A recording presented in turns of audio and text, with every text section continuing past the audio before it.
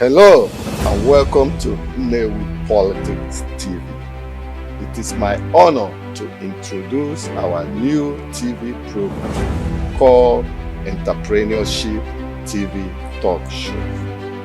On this program, we discuss, analyze, and review the lengths the people of Anambra State have gone in terms of entrepreneurship, and also to educate the young generation of my beloved state that doesn't believe in themselves, that impossible is nothing. My name is Honorable Naya Onyeje, the presenter of this program.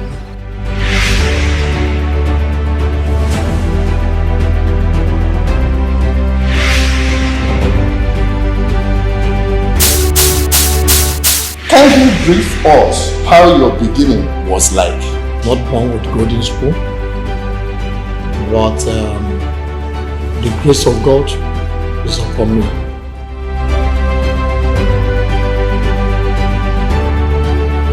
Oil and gas, those days while I'm in the NNEWI doing that business, whenever there is scarcity of fuel, we go to so many places. You know, business is business.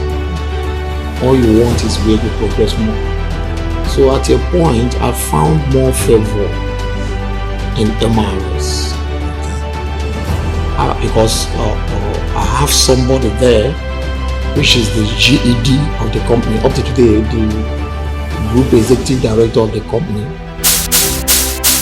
I recruited the staffs.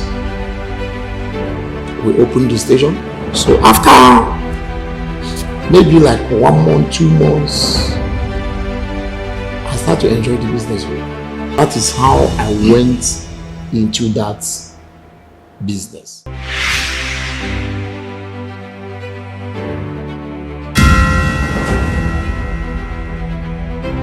Our today's guest is a native of Asia in Ihiala local government of Anambra State. Chief Executive Officer, KM Oil and Gas, Ishie Kenneth Maduako. Watch and follow us as we proceed to his company.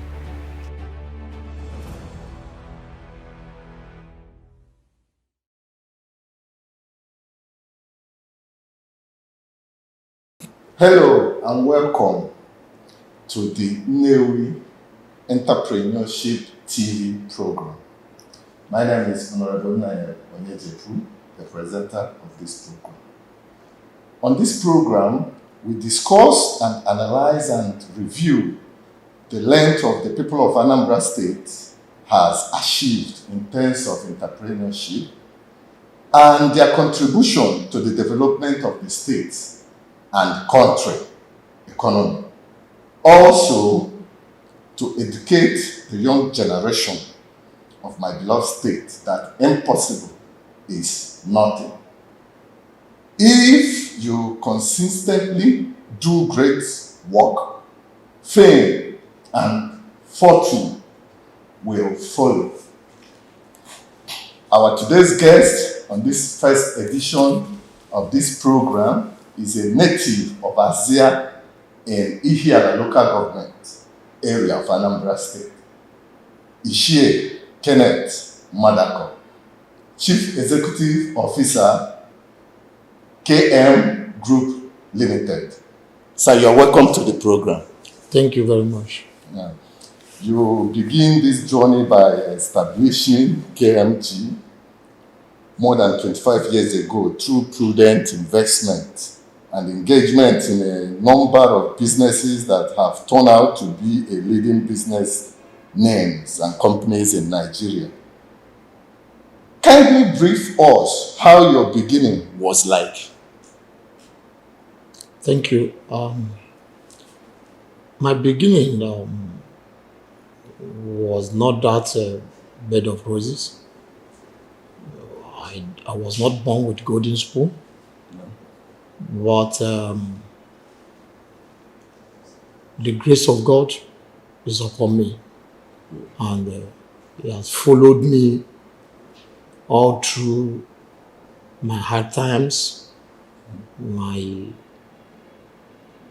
moment of sorrow, moment of pains, the grace of God continued to follow me. And before I know it, He overpowered the darkness in my life, and I saw the light, and that's all.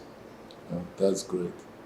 That's great. And we learned that you begin in NNEWI while you are from Asia. Why do you choose NNEWI as a location to start this beautiful story? My journey did not start in NNEWI. Okay. I started my journey 37 years ago in Kaduna, not in NNEWI. That is 1994. Okay. I started my journey in 1994 in Kaduna, and I was in Kaduna from 1994 to sorry, my dear, 1984. I started in Kaduna in 1984, and I was in Kaduna from 84 to 1991. I came down to NNEWI in 1992, January. First, I was in NNEWI in 1990 and later left back to Kaduna and came back again to NNEWI in 1991. And in 1992, I have to establish my own business again. I was doing my business in Kaduna before I came down to NNEWI. But when I came down to NNEWI, if you want to be successful in whatever you're doing, you must bring yourself down and learn the tricks of that business you want to join. So when I came down to NNEWI in 1991, I have to put aside the ego of being master of my own and went into apprenticeship again.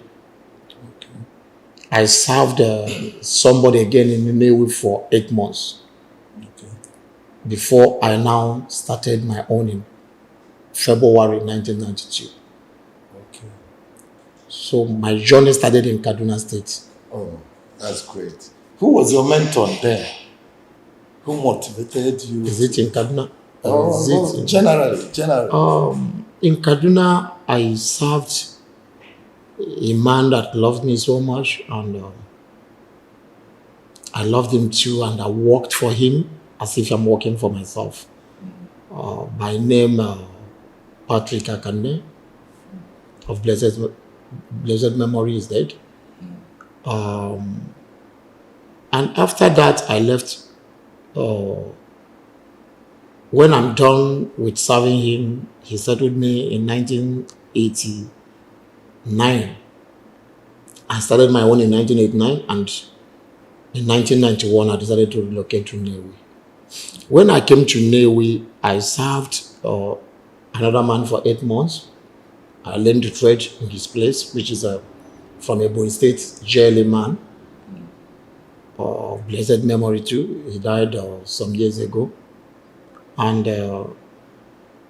everything worked out for us. We were best friends until he died, and up to today, I'm still very close to his family because he's a good man. Yeah, no doubt about that. He's a very good man. And another mentor I have when I was in Kaduna is a man from Osumo called Sai Wajobi. He pampered me those my youthful years, and he taught me a lot of things I need to know as a child that is coming up. And he gave me a lot of helping hand, both teaching me how to save, helping me to save, helping me to keep the money, and he encouraged me in a lot of ways. Both him and the wife, the fact they took me in as if I'm their biological child. And when I came down to NNEWI, I lived with my brother again, which is Clement Okwoha, that helped me also to guide and protect me in the line of doing the business. So before I now grew into a full man, because these days the problem some of our young youth have is Whenever they see 10,000 or 20,000 in their pocket, they believe they have arrived. They believe I'm master of my own. Nobody should talk to me. But during our own days, you hunt for master. You hunt to have a mentor. You hunt for it. You look for it. You fight for it because you know you need it.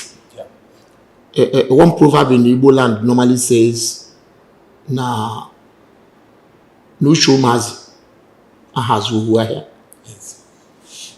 As a child, you have limits of the things you know or things that you can take the decisions and take it right. There are some decisions you will take and make a great mistake that will send you seriously back. But if you have an elderly people that you run to seek advice in some certain decisions, they will be able to save you from those calamities. But young guys of these days believes, I have finished serving my master, I don't want to serve any other person. Even up to today, I still need to have a master, still hunt for it.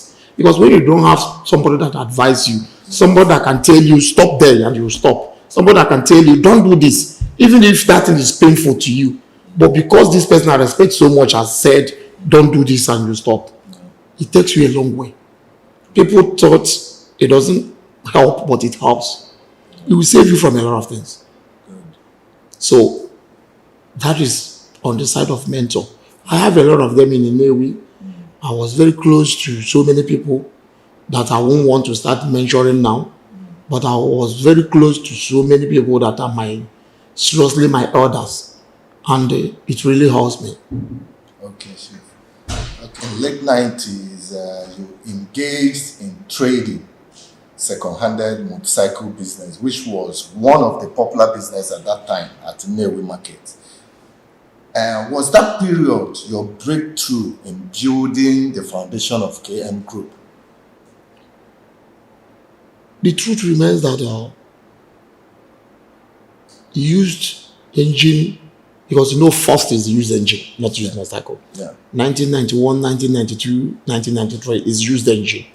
Motorcycle starts coming in 1994. And then whatever we are doing then, some people see it that it's a dirty business. I don't want to go into it. I don't want to do this. Yes, it's a dirty business, but one thing is sure. The stain doesn't resist soap.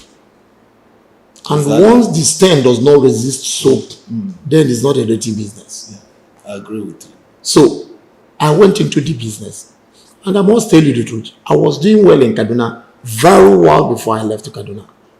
But I left Kaduna because I have decided within me, I don't want to. Because I was doing fabric when I'm in Kaduna. And we all know in 1991, they changed all fabrics to contraband. And to me, anything that will give me sleepless night, I don't want it. I don't want to deal on contraband products. I decided to quit the business. That's what prompted me to come down to NNEWI. And when I joined that business, I don't care about what people say about the business. Because the business is good. It's lucrative. It's a business that doesn't have last price. It's a business that you can sell the same thing you sell 10 naira in the morning, you can sell it 20 naira in the evening. You can sell it 15 naira in the afternoon.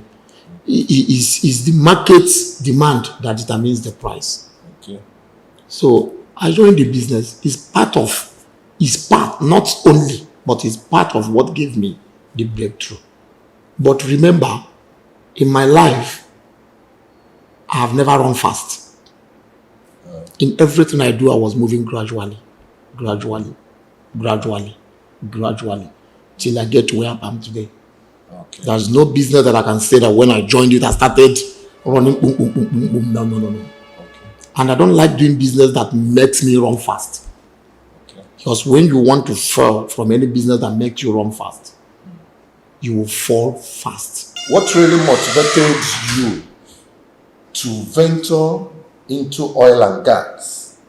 Because to my best of knowledge, many traders doesn't like taking risk into investing in a business they wasn't trained, just like you explained to me in last question that you follow your thing gradual process. What really motivated you as a trader to venture into this sector, oil and gas? Sometimes in life, you don't determine where your destiny will take you to. Yeah. Oil and gas, those days while I'm in NNEWI doing that business, whenever there is scarcity of fuel, we go to so many places. So one day we went to Kobo to get petrol for my car. And I saw one old man, a very elderly man. He sat one place. If you see him, you know the man was among those people that really did well for themselves in the past. He owns the station. He will just sit one side, and his duty there is to be chatting with some of his friends. And when you come, we'll park very far, then we'll walk to him. We will sit with him while we are talking. The man will be laughing. He will be enjoying our company. And at the end of the day, people will still be on the line. After a long while, you say, Daddy, I want to go, but I need petrol. When you say you need fuel, he says, is that the producer? He said, call me the manager. They will call the manager. We say, open that side. These my friends need fuel. Put them from the back. Give them fuel, let them go. They will give us fuel, we will go. So at a point, I start saying, I like this thing this man is doing. He's just giving himself joy. He's happy. Mm-hmm. He doesn't care about the money. What he cares is that way he's there pointing at the people do, because they reserved one pump for his instruction. Mm-hmm. Why they are selling to people with other pumps, it doesn't. Those ones is not his business. Yeah. It's that one pump that he gives direction that gives him joy. Mm. And I said, I'm going to do this filling station for myself, so that when I'm getting old, I will also go there, sit, be happy, and be doing the same thing the man is doing. Interesting. So, and I came to this place now, this particular station you are seeing in this CCTV now. Yeah. And I came to this place and I bought this land. In fact, this station was the first development around here. It's like this station brought every other development you are seeing around here. Okay. So I did the station. After building the station, I closed it and left it like that, because I believed so much that whenever I'm getting old, I will come back home. Of course. So that is why I left NNEWI and I came and built it there. So I left it. This station, after building it completely, like this, everything, both the pump, everything complete, I left it like that for 4 years. Nothing is happening there. So one day, I saw Capital Oil. It's my friend, my childhood friend, and we were talking in the news. So he told me that he bought a land and it's small, but he wanted to buy another land in Ihala. I want to build a free station. And I said, I have a station that Ihala for over 4 years now. I've not opened it, although I built it for my old age, not now. He said, maybe it's a very small station. I said, no, very big. He said, no, that is not true. I said, I have a station, very big station. He said, it's a lie. Okay, that I should enter motor, let us go and see it. I said, okay. I told my driver to follow us. I joined his own car. So we came to this place. He saw it and shouted. I said, why did I build this station like this and leave it like that? So I said, because I built it for my old age something. It's not as if I'm looking for money with it. He said, because I don't know where the real money is. That if I start with this station, that it's telling me the truth, that I will leave this my motorcycle business one day. In my life, nothing moves me because I'm not in a race. I'm a kind of person that don't believe in competition, because I believe that my destiny is the only thing that will take me to wherever I will go. It's not my struggle, it's my destiny. If my destiny is not there, no matter how I struggle, I won't get there. So all I do in my life is to do the ones I know I need to do as a human being, and then allow God to do the remaining one. So, and I said, but I'm not prepared for it now, to open it now, because I didn't plan it. He said, okay, that what he's going to do is that he will give me some trucks, like 5. I should offload it, employ staffs, manage it for 1 month. If I don't like the business, then he will come and rent it. And I said, okay. I recruited the staffs. We opened the station. So after maybe like 1 month, 2 months, I start to enjoy the business. And that is how I now developed interest in that business, and now build the one in the NNEWI roundabout, build the one in Total, and now start building others. So that is how I went into that business. It was not as if it's a business I woke up in the morning and plan I want to go into this. No. Okay, but the MRX oil Nigerian PLC is a fully integrated and efficient downstream player with a leading position in Nigerian oil industry. What is your relationship with this company, as our research shows that they play a big role in building KM Oil?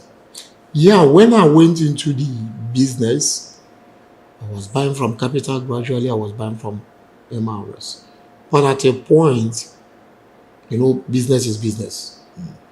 All you want is where you progress more. So at a point, I found more favor in MRS. Okay. Because I have somebody there, which is the GED of the company. Up to today, the group executive director of the company, Ajia Amina Maina. She started giving me a helping hand with his boss, which is Yudan Tata. I became so close to the company. I became like a family. We are more close than normal customer and the rest of them. Both the boss, CU, both the GED being Aminat there, and both all the directors in the company. I became so close to them. So I now moved the business completely with them. So I was with MRS uninterruptedly for like 10 years. 10 good years, if not more than. I did not buy or bought anything from any other company for good 10 to 12 years. Until something similar to what happened in oil and gas. The business went down. Not that it went down that I had issue, but the business itself was no more paying the salary of the workers. Which you know that so many companies in Nigeria now, if they are not widening down in oil and gas, they are closing up. Yeah, so that is when I slowed down on the business, looking at our government, if they will do the needful, because they know what to do, but politics will not allow them to do it. That's true. Yeah, understood. Okay, Chief, now that the federal government has stopped subsidizing oil sector, do you face any challenges in importation of PMX? They have not. That is one of the problems I'm telling you, that they know what to do, which they have not done. They stopped subsidy in AGO. Okay. They stopped subsidy in DPK. But they are still subsidizing PMS. And that is the major problem of this country. Any day they start to tell themselves the truth, they should know that the first thing to do is to remove anything called subsidy in PMS. Yeah. If there is anything to be subsidized in this country, is AGO. Okay. AGO that gives work to poor masses. Because AGO is what you use in running factories. Okay. AGO that gives work to poor masses, because AGO is what the farmers use both in their tractors and in the trailer that convey those their crops from where they did listed to other places is AGO. Is AGO that you are going to use to run the big vehicle that carries that food from one region to the other. Okay.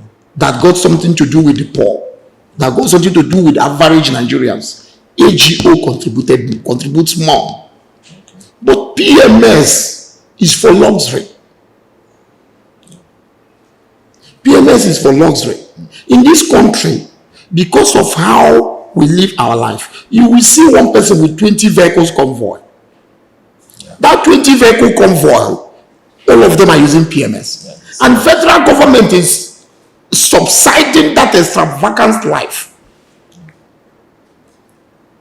They are subsiding it.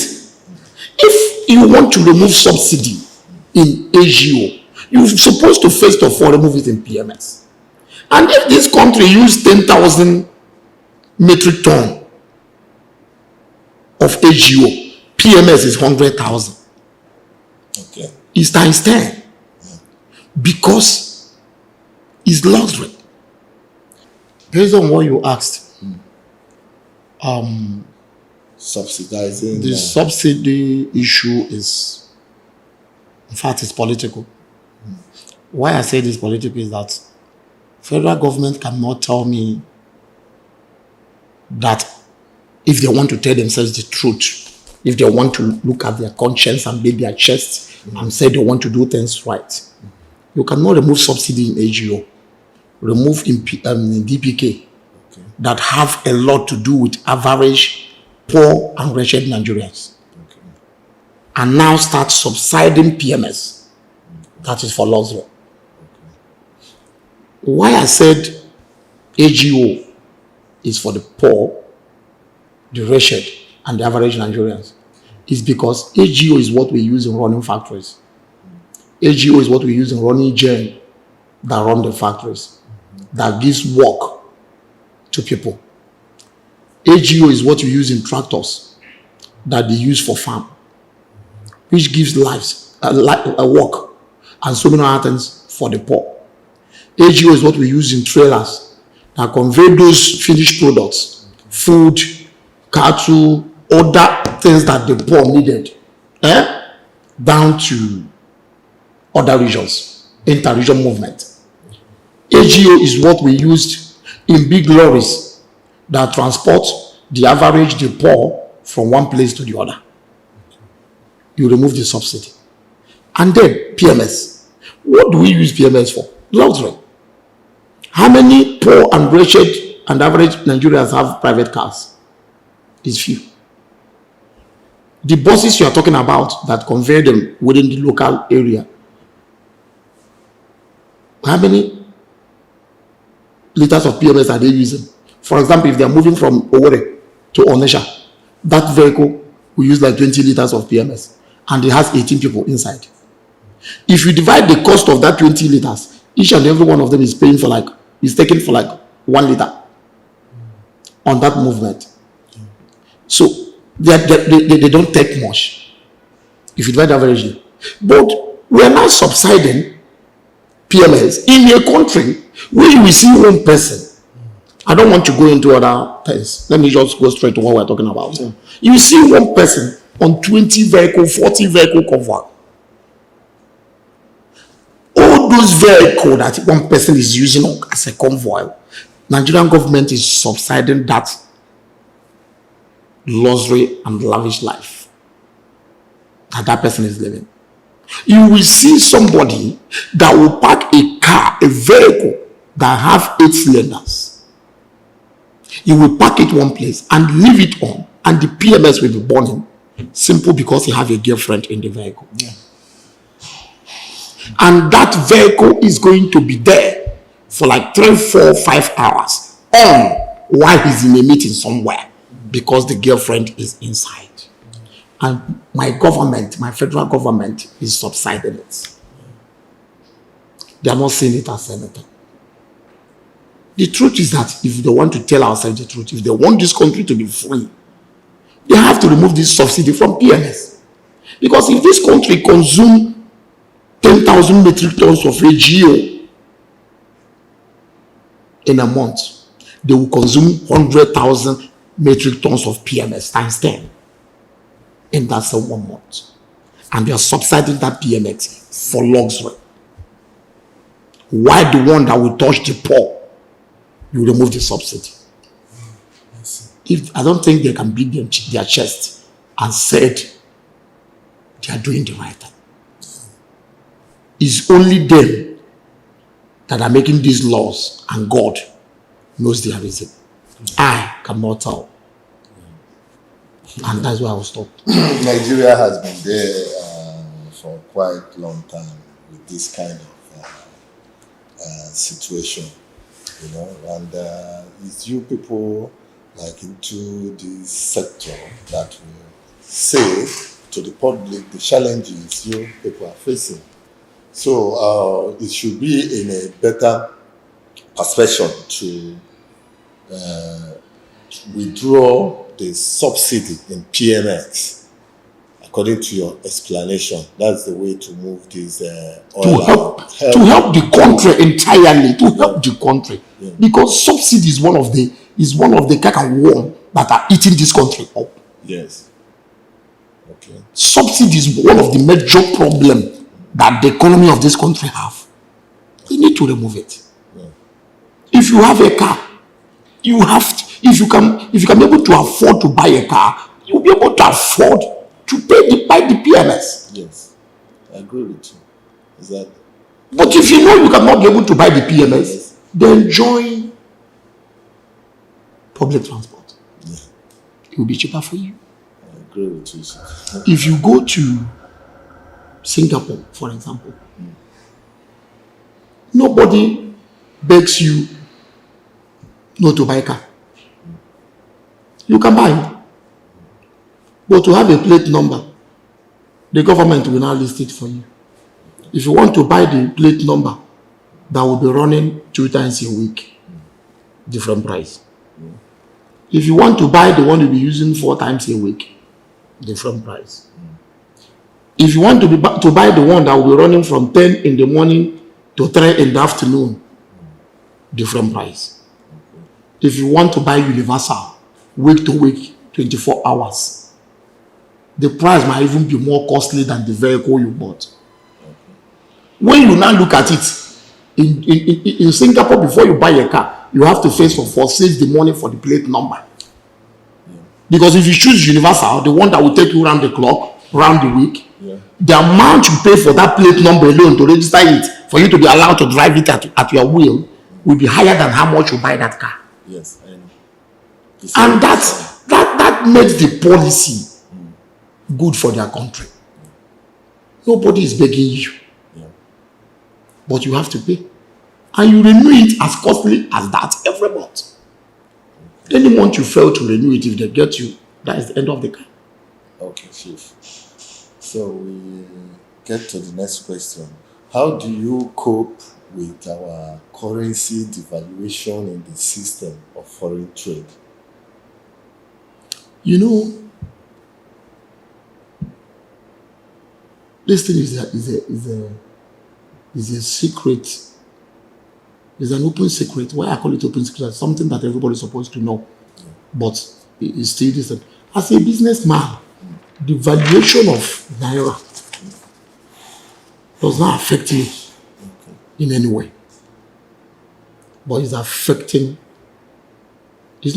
me personally, but it's affecting the country. It's affecting the poor. It's affecting the less privileged. It's affecting the average man. It's going to affect me the same way it affects another person. That thing I'm importing, the goods I'm importing, I'm not the one using it. Okay. I'm not using all of them. When I import it with 500 naira a dollar, I will still calculate it with 500 naira a dollar. Yeah. equivalent to Naira, Yeah. and sell it. If I'm not able to sell, I will not import another one. But it's affecting. So if you ask me how it's affecting the poor, I will talk about it. But how it's affecting me, it's not affecting me personally. Yes, they answer straight up that it's not affecting you. It's not affecting me. It's not affecting you. Because it's not as a personal thing. Yes. It's global. It's national. Yeah. Everybody's paying the price, including you. Yeah, it's true. Okay, so that's a good one. Let's quick to the next question.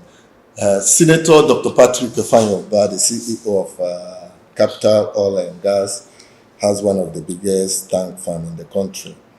His JT has played an active role in terms of the distribution of PMX and kerosene during the time of President Jonathan Goodluck.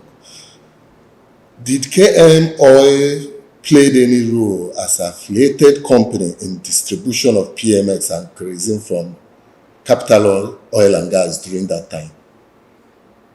No. Okay. No.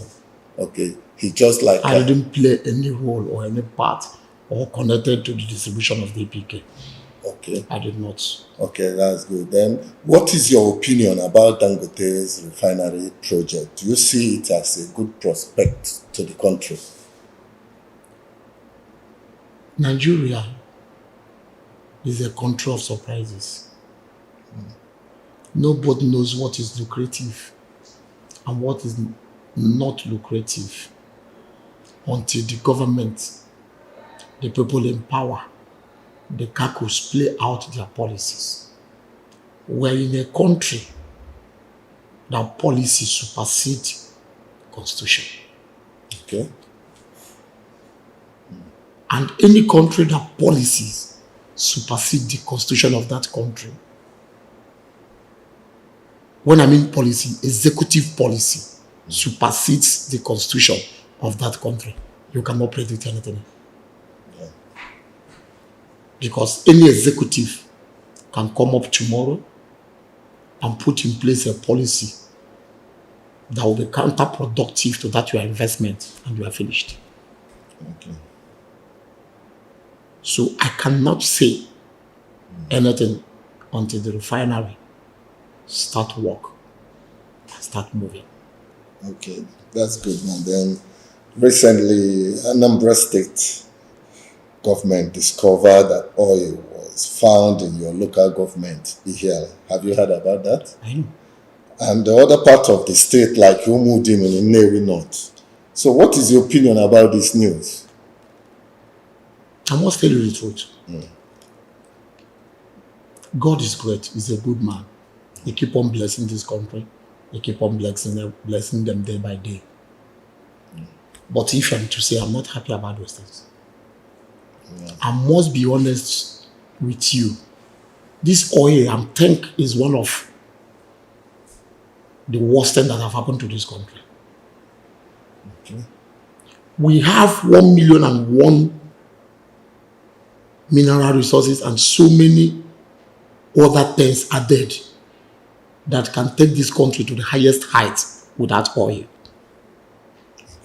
But all those things, we have abandoned them. Everybody focused on oil.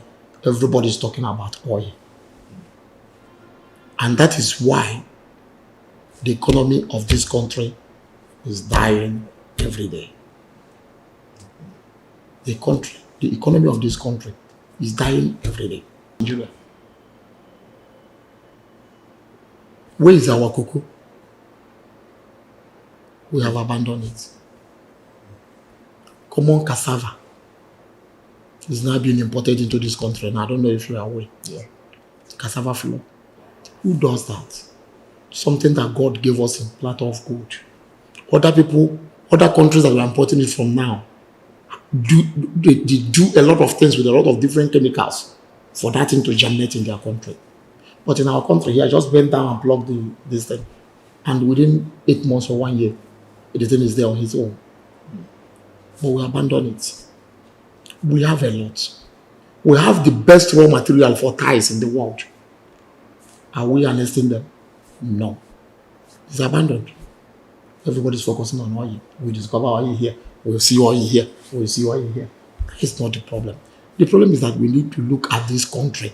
What is our problem? How do we solve it? If this country will tell themselves the truth, from today, we'll be selling oil, but we are not going to touch the money for this oil. In the next 5 years, Nigeria will not touch the money. Every state, go on your own independently. Do other things to sustain your state. You will see that this country will get better. And our foreign reserve will hit the sky. In the first 1 year, it will be hell for everybody. In the first 1 year and 6 months, it will be hell for everybody. But after 2 years, this country, sky will be their limit. Yeah, I agree with you. This oil is deceiving my people. And this oil is what is causing, in fact, it contributes 60% to all these problems you are seeing in Nigeria. Yeah, of course. From beginning, It's contributing 60%. Is this oil that created the high level of corruption in this country? Looting and the rest of them is this same oil. If we should put embargo on any proceed that comes out of oil for 5 years alone, Nigeria will be better. So that is my contribution on that. Okay, next question, Chief. Kenneth Maduako is the major distributor for Nigerian breweries in the Southeast. How do you enforce this process and turn it around successfully after most of the past major distributors fail in this sector? It's okay. Let me correct you first. I'm not #1 distributor in Southeast. Okay. I'm #1 distributor in entire Africa. Oh, that's great. For Heineken. But when you talk about Nigerian brewery, I'm the #1 distributor in Nigeria. Okay. Not in the Southeast. Southeast. Like I said. Yeah, okay. All right. That's good news. This is Yeah. the trophies. Yes. Look at this place, you see the trophies. Yeah. I'm the #1 in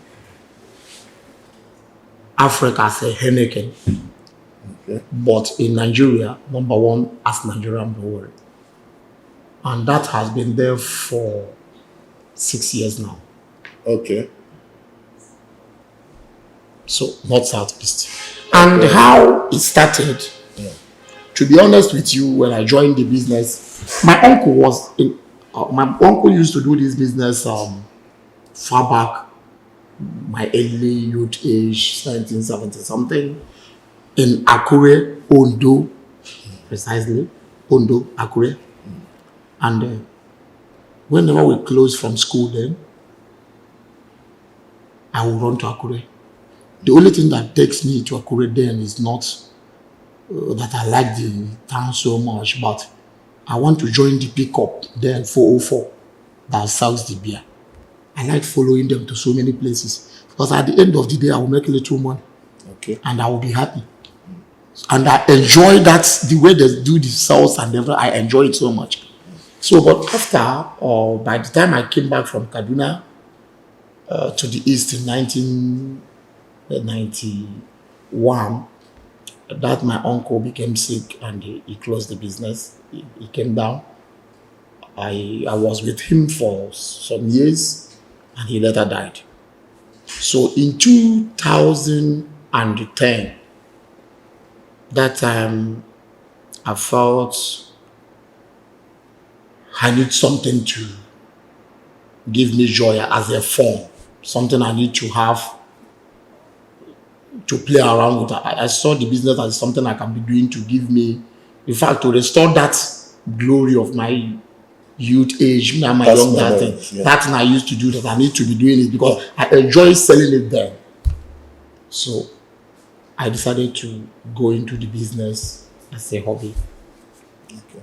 Not that I knew what I was doing. I thought I'm just doing it as a hobby.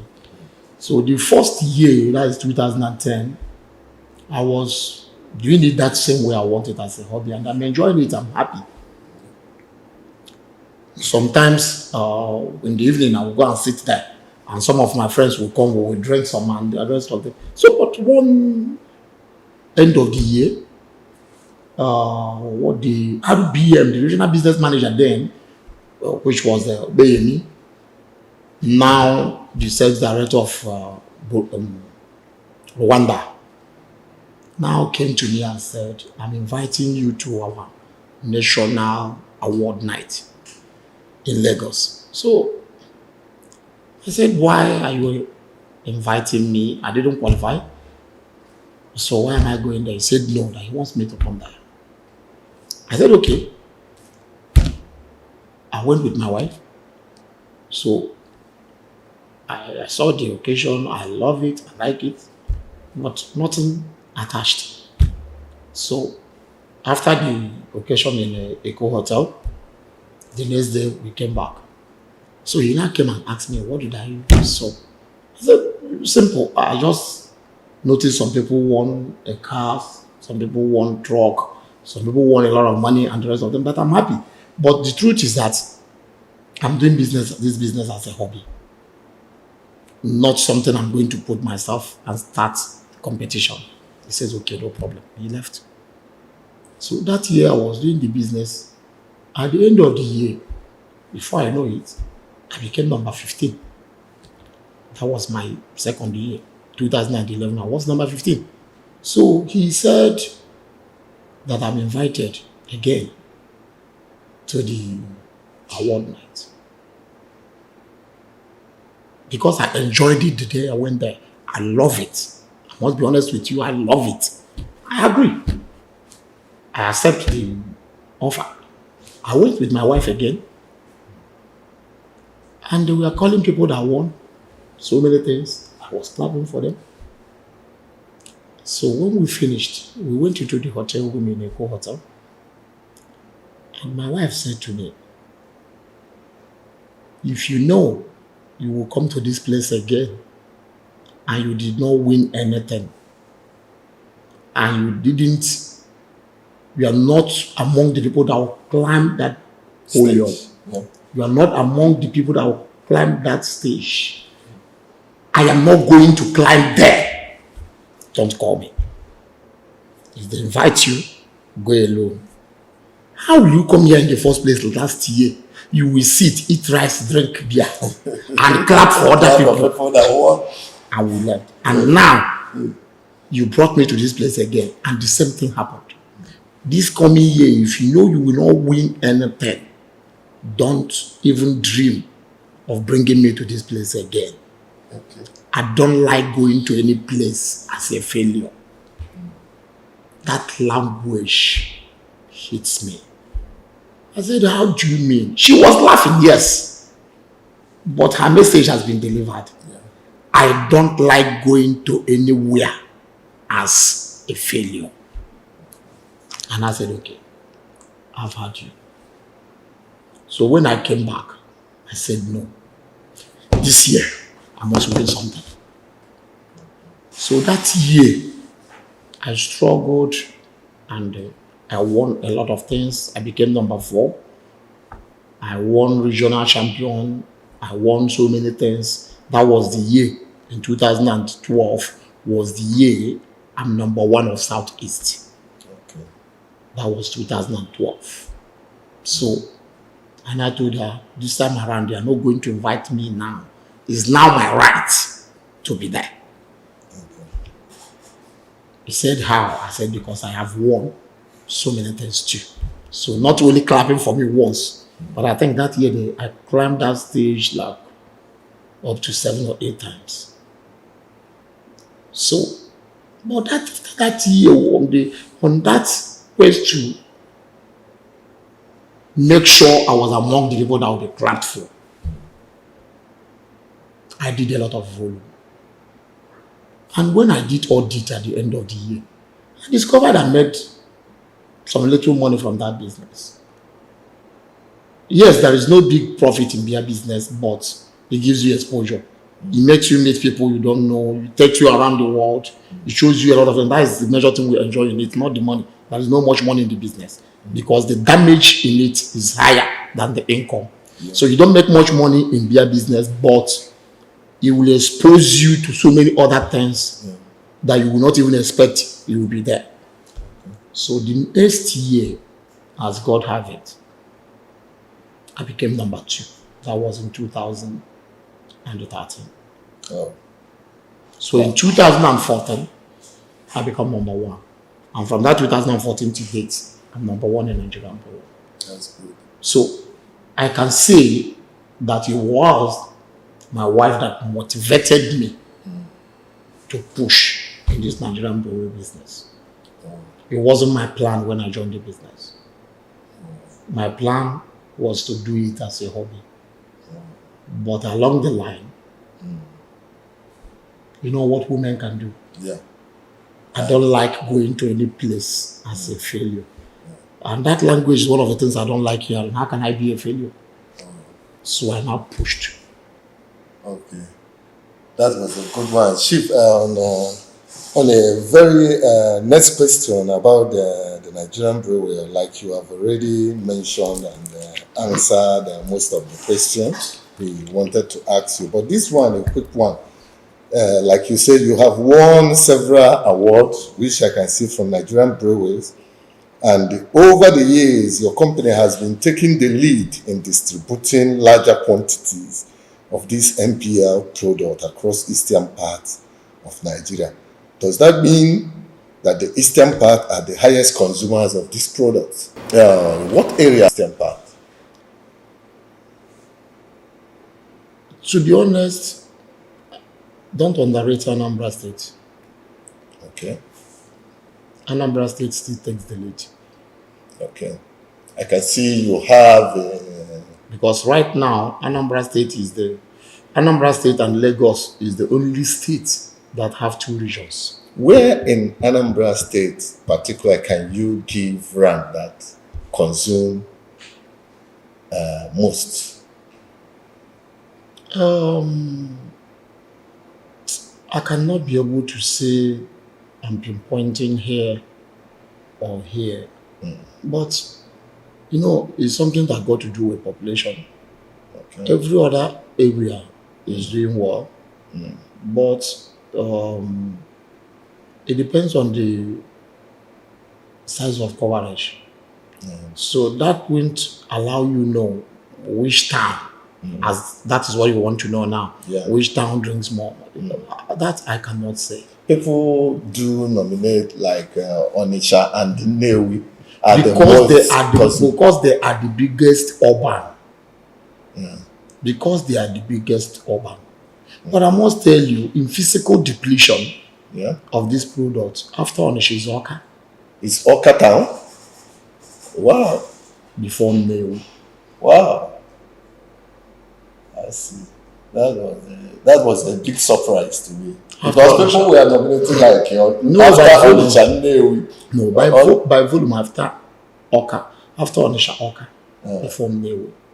Right now. The assessment now. Okay.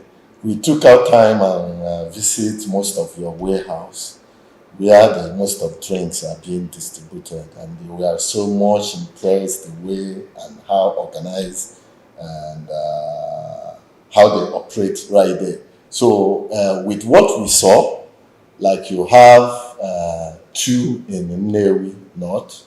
We visited the one that is in your local government. Here. And you have another one in Uli. And Upulobia. And Oka. So we're like, for you to have most of its distribution points around this area, we are like thinking that most of the consumers come from this side. That is why we asked you this question. But to my greatest surprise, you nominate Oka above NNEWI. It is a big surprise, even to our viewers. Yeah, because the volume I deplete in Oka, is still higher than what NNEWI is doing by far. Okay. Yeah. We take a short break, and when we come back, we go by the last question. Thank you.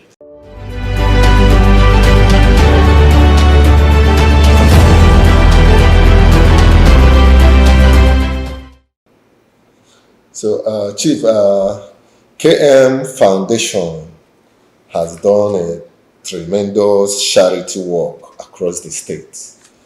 Like we heard, your foundation has been building houses for the widow and less privileged. Also, we noticed during the lockdown caused by COVID-19 epidemic period, your foundation distributed a lot of foods to the masses and poor.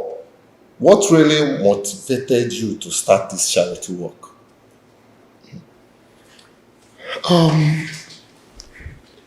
This charity work,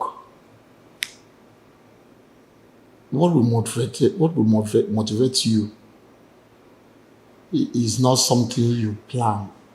It's the things that are in you, what you have passed through in life, what you have seen. I have been in their shoes for years. I was in their shoes in the early stage of my life. I know where their shoes are paining them because I have wear that shoe. I have been in that position and I know their tears and sleepless nights. So I am not doing it because I want anybody to know that I'm doing it. It's of recent that people start noticing this, but this is something I started when I'm like 24, 25 years old. The first 7 houses I built was when I'm 23, 24 years old, and I built 7 houses for different people. And I didn't do it then because I want to do it. As at the time I built that house for them, I'm still living in downstairs. I'm living in bungalow. I don't even have a duplex there. It's a bungalow. But my mom was the major architect of that. Because then I was growing up and I love helping people because I was there. But that time I wanted to build my upstairs. We don't have land then. It's not like now that I've acquired some land and I have little space. Then we don't have any space. So for me to build the duplex then, I need to bring down that my downstairs to build the duplex. And my mom looked at that bungalow and said, "Why do you want to bring it down?" I said, "Because I want to build duplex. I don't want to live in that bungalow anymore. And I don't have space." And my mom said, "If really God have blessed you, that you can bring down this house and build a duplex, you owe me 2 things that you can say no." I have some people I have been in this position with. We have been suffering together. And at a point, God blessed you. You built this bungalow and we packed into it. I have space of my own. I have my own room. Rain doesn't beat me direct to my heart like before. When the rain is falling, it's beating in my heart. Now I can comfortably sleep and enjoy night sleep of rainfall. But there are some other people that are still in that position. For you to bring this house down is going to kill me gradually. But if God has really blessed you that you have the power to bring down this house, then out of those people, at least helped you, even if it's two rooms or one room, then I will know, yes, God has blessed you. Then you come and bring down this. That's the only way I will be happy. If you still want my happiness as my son. And I love my mother so much because I went through hell with her. I said, "Okay, Mama, I have what you said I will do. Can you go and show me, at least show me like 3, 4, 5. Then let me choose 2 out of them." She took me to 7 places. My brother, I never believed such places still exist. I suspended that duplex I want to build and said I'm going to use that money and continue to build those people houses. If I can finish 3, fine. If it's 4, fine. Let me give it like 2, 3 years again. God will help me to build a good place. My brother started building those houses. And God shows me why He said, when you are cultivating in my vineyard, I will also do same in your own. when I started building that house. How I got the money to build out 7 houses at the same time, I don't know. But I finished them at the same time and called our bishop there. He came and handed the key over to them. Before I now went back and built out my house we are seeing right now. So the truth is that I am not doing it for anybody to notice me or anybody to. That is why if you watch that, all those things I'm doing, no publication. I don't publicize anything I do. So, but you know, there's the time, there's the way you will get to. You won't be able to hide it again. Yeah, exactly. Even if you are trying to hide it, people will still know. So, but the truth is that why I'm doing it is because I have been there.